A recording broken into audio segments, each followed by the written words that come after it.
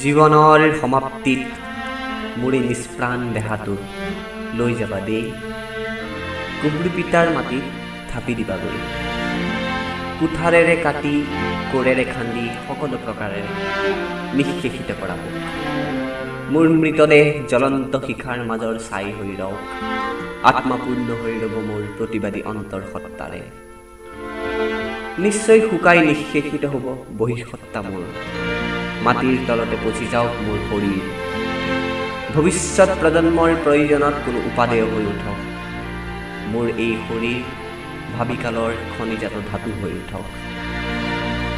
মোৰ জন্মস্থান কাংলেইৰ মাটিৰ পৰা অনাগত যুগ যুগান্তৰলৈ শান্তিৰ সুবাস মই বিয়পাই দিম।